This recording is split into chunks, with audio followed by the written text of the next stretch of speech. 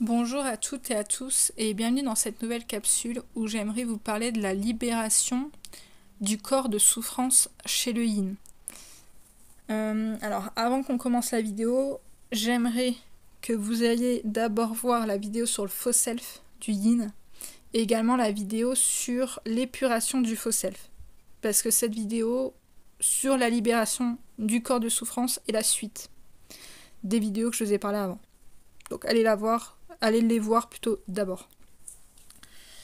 Ok, le corps de souffrance chez le yin. Déjà c'est complexe parce que pendant très longtemps, le faux self va l'empêcher de voir ce corps de souffrance et donc il ne va pas se rendre compte qu'il souffre. Voilà. Et donc, comment moi je pourrais verbaliser ce que c'est le corps de souffrance ? Pour moi, c'est l'ensemble du matériel traumatique qui est stocké dans le corps. Qui est, en gros, c'est pour moi le matériel traumatique qui n'a pas été épuré par la conscience intellectuelle et qui a du coup été stocké dans les mémoires cellulaires corporelles. Donc ce matériel traumatique, ça peut être vraiment beaucoup de choses. Des blessures de tout type, physiques, morales, verbales, des blessures d'âme, plein de choses. Ensuite, des croyances, des programmations, des violences. Et on sait tous que le yin a eu énormément de violence. Vous imaginez bien qu'un yin qui ne peut pas s'incarner dans son corps, c'est qu'il a bouffé. Donc des violences, il en a bouffé. Mais vraiment bouffé. Du matin au soir. Toute sa vie. Voilà. Donc il y a beaucoup à épurer. Beaucoup trop. Ensuite, tout ce qui va être mémoire traumatique, matériel traumatique, ça va être les nœuds karmiques. Le karma individuel, le karma du duo, le karma familial, le karma collectif, le karma, tout ce qui est vie antérieure. Voilà. Et tout ce qui est événement traumatique. Donc ça peut être les moments où vous avez été renié, où vous vous êtes vous-même renié. Ça peut être des paroles, ça peut être des actes, ça peut être un décès par exemple. Voilà. Il y a beaucoup de choses. Vraiment beaucoup trop de choses. Et toutes ces mémoires, tous ces matériels traumatiques, il est stocké dans le corps. Ce que moi j'appelle le corps du coup de souffrance. Ces traumas, ils viennent pas que de votre vie présente. Ils viennent de vos vies passées également. Et de votre famille. Et du coup, il arrive avant votre conception et il va se cristalliser dans le corps au moment même de votre conception. Et donc, on comprend bien que ces matériels traumatiques empêchent le yin de s'incarner. Donc le yin n'a jamais été incarné. Même au moment de sa conception, il n'était pas incarné. L'âme ne s'est en fait jamais incarnée dans le corps parce qu'elle n'a jamais pu s'incarner dans ce corps, clairement et intégralement. Du coup, imaginons, par rapport à la conception, il peut déjà avoir beaucoup de choses. Il peut avoir, je vous donne un exemple, voilà, mais une femme qui a fait un déni de grossesse qui ne voulait pas tomber enceinte. Bien sûr, je dis pas ça pour culpabiliser, je préfère le prévenir et le dire, voilà. L'âme choisit aussi ses épreuves. Donc il n'y a pas de victime, et de bourreau et de sauveur, ne vous inquiétez pas. Ça peut être, imaginons, une femme qui a eu un avortement avant, ou une fausse couche. Dans son utérus, il va avoir une énergie de mort, je vais dire ça comme ça, et du coup l'enfant, le fœtus, va ressentir cette énergie et généralement quand il va grandir en étant enfant, c'est un enfant qui va être, on va dire, hyperactif parce qu'il aura peur qu'on le tue. Voilà. Donc il peut avoir vraiment beaucoup de mémoire, diverses et variées. Voilà, je vous donne des exemples pour vraiment vous faire comprendre de l'ampleur du matériel traumatique que le yin porte dans son corps sans en avoir conscience. Parce que son faux self l'empêche, et c'est pour lui permettre cette survie quand même. Voilà.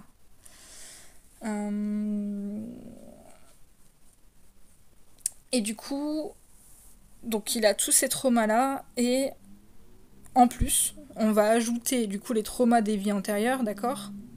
Et les traumas... alors, généralement, les traumas des vies antérieures vont être rejoués dans les traumas familiaux aussi. Voilà, le karma familial transgénérationnel. Et du coup, après, il va ajouter les traumas de cette vie. Les épreuves qu'il va venir travailler.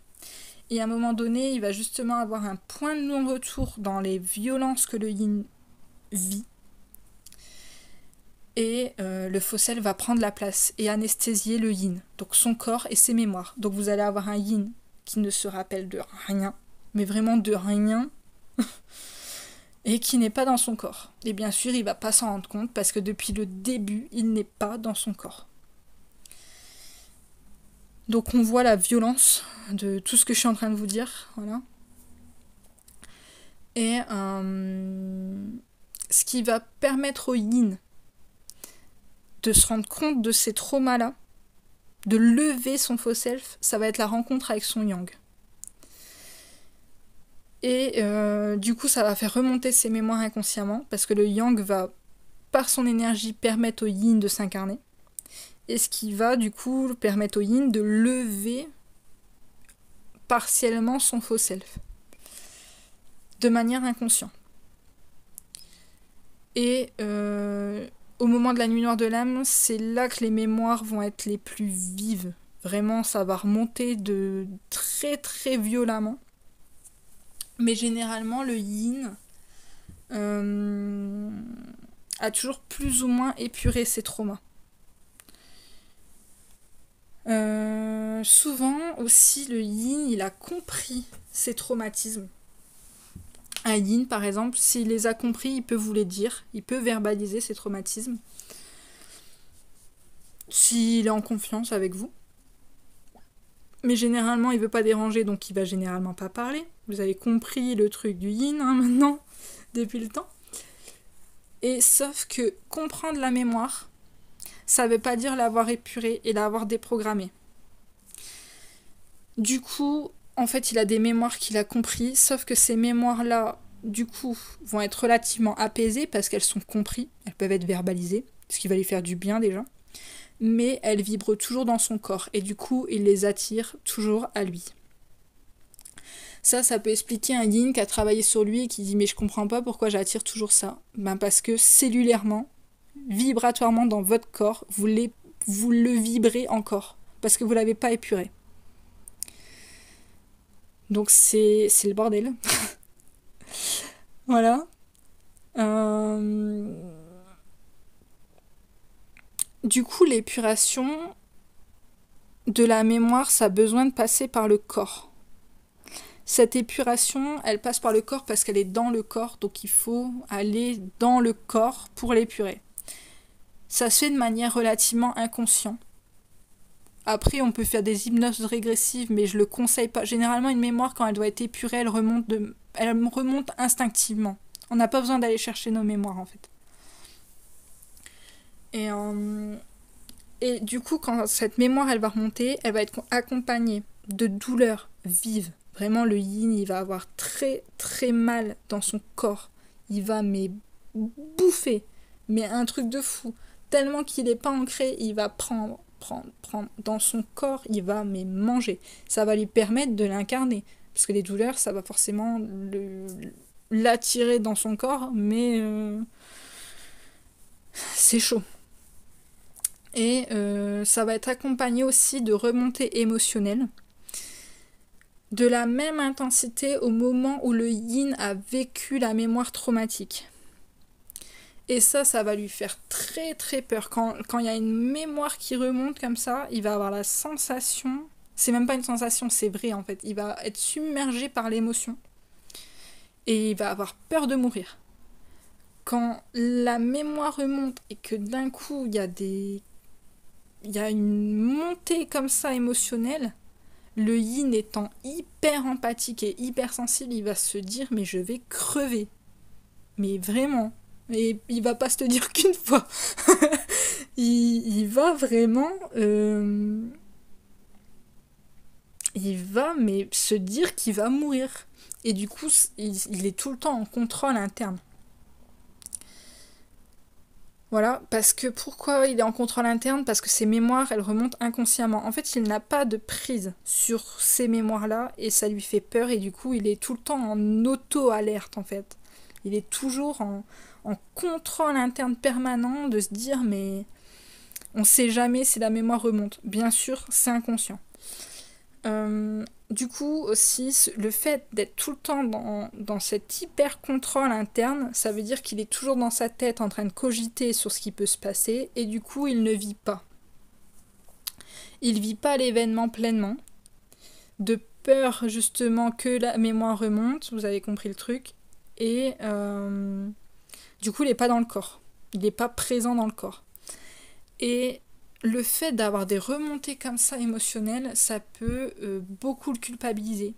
Il peut avoir beaucoup de honte, beaucoup de jugement envers lui-même, de critiques en se disant mais pourquoi j'ai ça, pourquoi moi je suis comme ça, pourquoi je suis trop sensible, pourquoi je repense à des trucs qui s'est passé, qui n'ont aucun lien. Des fois par exemple, ça peut se passer avec le yang.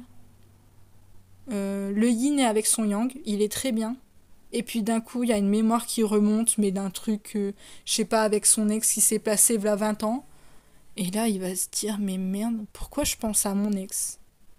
Et il va mais se sentir mais tellement mal, parce qu'il va se dire, mais c'est quoi de cette connerie? Et en fait, c'est juste une mémoire qui remonte et qui est épurée. Et pourquoi? Parce que le yang est à côté, que le yang permet au yin d'être incarné. Et donc, ça l'aide à faire remonter ses mémoires. Ce qui va être hyper intéressant quand le yin il va travailler son faux self en étant avec son yang. Voilà. Et du coup, la gestion émotionnelle, ça peut déjà aider le yin. Ça peut vous aider. Je vous invite à le faire. La gestion émotionnelle, voilà, ça va vous aider. Et du coup, aussi, quand il y a une mémoire qui remonte, il va pas. Alors, soit des fois, il peut avoir le souvenir de cette mémoire, ou soit non. Mais elle va être revécue dans le corps à des moments un petit peu aléatoires, comme je vous ai dit. Et donc, il peut avoir des gros coups de colère. D'un coup, il sait pas pourquoi il va péter un câble. Il n'y a aucune raison qu'il pète un câble, mais il pète un câble. C'est une mémoire qui remonte. Voilà. Elle remonte comme ça, un coup de colère, boum. Il peut avoir des pleurs. D'un coup, alors le yin, il pleure jamais. Et au moment où justement il va commencer à se lâcher la grappe émotionnellement, il peut avoir des grosses remontées de pleurs, mais sans souvenir en fait, sans raison apparente. C'est une libération de mémoire. Il peut avoir des grosses douleurs, je vous ai dit, mais les douleurs, elles vont être vives, mais un peu en ping-pong dans le corps en fait. Je vais essayer de m'expliquer, mais en gros, d'un coup, il va avoir mal à la tête. 2 minutes après, il va avoir mal au pied gauche. Puis 2 minutes après encore, il va avoir mal au ventre. Puis encore après, dans le dos, etc., etc. En fait, la, la douleur dans le corps va pas être spécialement associée à la partie du corps. Ça peut être le cas, mais des fois, ça l'est pas. Et du coup, par exemple, il va avoir mal au genou, il va dire ah oui, le genou c'est ça, ok, mais en fait, ça n'a pas plus de lien. Ou voilà, n'importe quelle partie du corps, parce que en fait, la mémoire remonte et c'est un peu comme une patate chaude dans le corps. Et le corps sait pas quoi en faire, et du coup, c'est comme si la mémoire se baladait comme ça un petit peu dans le corps en fait. Et la douleur en fait un peu circule. Et et boum boum boum boum en fait d'un coup c'est un peu comme j'imagine le flipper, vous voyez là le truc où là on fait aller la balle et ça remonte et ça touche les lumières là, ça fait un petit peu ça en fait. Voilà. Donc il va avoir des douleurs vives et boum boum en 5 minutes il va avoir mal à 3 endroits différents, il va pas comprendre ce qui se passe, c'est une mémoire qui remonte. C'est sympathique. Ensuite il peut avoir des envies de vomir, c'est un peu moins courant, mais ça peut être le cas. Il y en a qui ont aussi des crises de panique. Voilà. Ça peut être plus rare aussi, mais ça arrive. Il y en a beaucoup qui peuvent faire des crises de panique. Ils peuvent avoir des vertiges. D'un coup, je sais pas, il y a leur tête qui tourne là, voilà. Ça m'arrive souvent. Souvent. Beaucoup moins quand même. J'en ai eu surtout quand j'étais au lycée. Ensuite, il peut avoir physiquement des chauds-froids températures. Boum, boum, boum, boum, boum, ça tout le temps. Et donc le yin, il est jamais bien dans son corps en fait. Il veut pas qu'on le touche non plus. Ben ça, je pense que si vous êtes yin ou yang, les deux en fait l'ont déjà pu le remarquer, je pense. Voilà, le yin, il est jamais vraiment bien dans son corps, comme si il était pas bien dans ses pompes en fait. Il y a un côté, il peut être bien, puis d'un coup il y a une douleur qui monte, puis d'un coup il y a chaud, il va se mettre je sais pas, une couette, et puis d'un coup il va avoir un froid, mais il va se liquéfier, il va se dire mais qu'est-ce qui se passe encore, c'est quoi ces conneries? Et donc un yin qui est éveillé en premier, il va le vivre en conscience, il va pas avoir d'impact dessus, il va pas pouvoir arrêter le processus ou le réduire ou et en fait il peut pas avoir de jeu sur le processus de libération de mémoire, mais il va avoir cette conscience qu'il a une mémoire qui est en train d'être épurée. Par contre, un yin qui est éveillé en second va juste se dire qu'il est totalement malade, ou il peut se dire qu'il devient fou, ou voilà, il va vraiment il va se dire que la vie s'acharne sur lui, que voilà, il y a un côté, il va pas comprendre en fait. Il comprendra pas. Et il y aura des douleurs très vives dans le corps, il pourra aller voir des médecins et ils trouveront rien. Voilà. Et il faut savoir qu'une mémoire, les mémoires très lourdes, ne sont généralement pas épurées en une seule fois.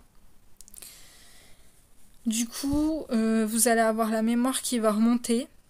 Vous allez sentir, mais vous allez sentir qu'elle n'est pas libérée totalement. Puis 3 mois après, elle va de nouveau remonter. Puis 3 semaines après, elle va de nouveau remonter. Jusqu'à être totalement épurée. Ça, c'est normal aussi, il ne faut pas s'inquiéter. C'est des mémoires qui sont lourdes et du coup, elles ne peuvent pas s'épurer en une fois. Il ne faut pas oublier qu'on joue, entre guillemets, avec le corps aussi. Et le corps a aussi ses limites. Il y a une densité, on ne peut pas épurer 10 fois plus vite. Il y a un timing naturel. Voilà. Et donc, à force d'épuration, le yin, il va du coup réussir à découvrir son faux self. Ce qui va devenir la mission de sa vie, ça va devenir être le fait d'être lui. Voilà. Et ses blessures traumatiques, du coup, les plus fortes. Et à ce moment-là, il y a ces blessures traumatiques là fortes, mais en même temps, le yin a commencé à pouvoir s'incarner. Parce qu'au moment où on découvre le faux self, c'est qu'on est déjà dans le corps. Il y a un côté où on est dans le corps, mais pas encore totalement. Voilà.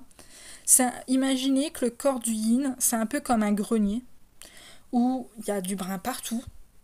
Il comprend rien, il sait même plus d'où ça vient. Il y a des photos des arrière-grands-parents, voilà, il y a des photos de lui bébé, des conneries, des jouets, plein de trucs en fait. Il peut pas rentrer dans la pièce. Vous imaginez que l'âme, elle peut pas rentrer, parce qu'il y a du brun partout. Des souvenirs, des mémoires, voilà. Et il va épurer petit à petit, et il va pouvoir rentrer dans une première partie de la pièce. Puis après, il va continuer à épurer. Et en fait, il va enlever comme les plus gros meubles, les choses les plus lourdes en dernier. Parce qu'il aura bien dégagé et pourra épurer le plus lourd, du coup, en dernier. L'image est bête, mais je la trouve hyper compréhensible, en fait. Voilà. Du coup, le yin, à force d'épurer des petits traumas comme ça, il va développer son énergie yang et ça va lui donner la force après d'épurer les plus gros traumas chez lui. Ce qui est hyper important. Comment on sait qu'une blessure, elle est épurée? La blessure, elle est épurée quand on le sent dans le corps, on sent comme une libération.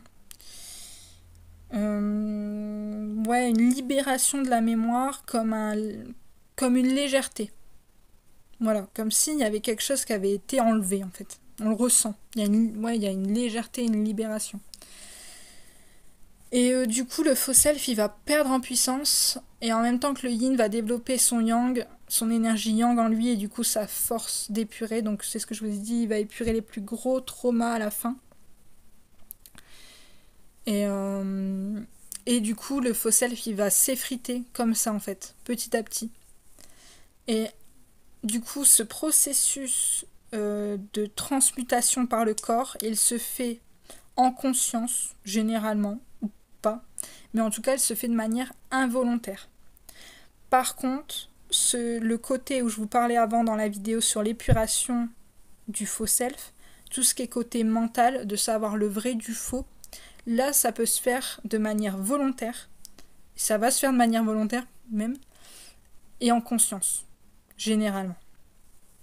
Voilà. Mais ce côté processus par le corps, le yin n'a pas vraiment d'impact dessus.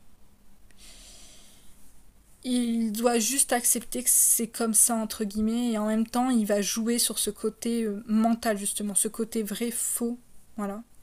Et ça va l'aider à développer sa conscience intellectuelle et à ramener dans le corps, encore une fois, pour après avoir plus de force yang et épurée par le corps.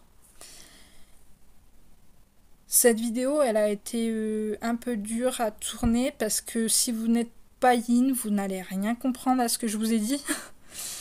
Et si vous êtes yin avec un bon faux self, vous n'allez pas le comprendre non plus. Et du coup, voilà, j'espère qu'elle vous aidera au moment où vous allez le vivre, parce que les yin, ils ont des grosses douleurs quand même, tout le temps, tout le temps, tout le temps, tout le temps. Pas qu'en nuit noire de l'âme, c'est tout le temps, constamment, tout le temps, tout le temps, tout le temps, tout le temps. Il y a des moments où c'est bien plus calme et encore heureux. On se dit chouette, c'est en train de se calmer, on se sent bien mieux. On se dit super, on est en train de s'équilibrer.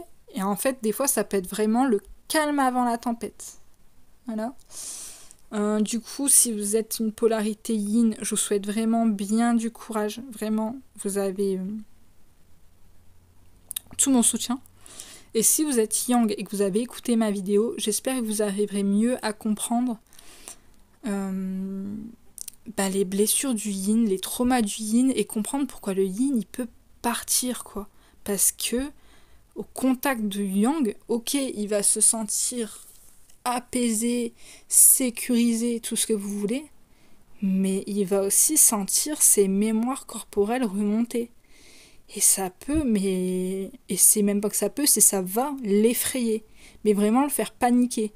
Et du coup, si vous êtes une polarité yang, comprenez bien que c'est pas spécialement de votre faute. Après, vos comportements égotiques vont appuyer aussi là-dessus, ça va pas l'aider. On est bien d'accord. Mais en tout cas, ça, vous pouvez rien y faire. Le yin, il peut rien y faire non plus.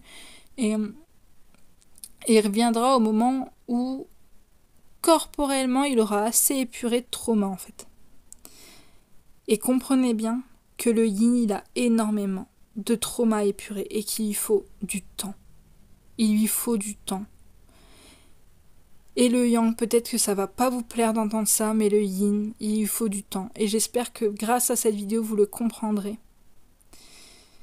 Que vous comprendrez sincèrement qu'il le fait pas exprès. Et qu'il souffre vraiment de ce faux self.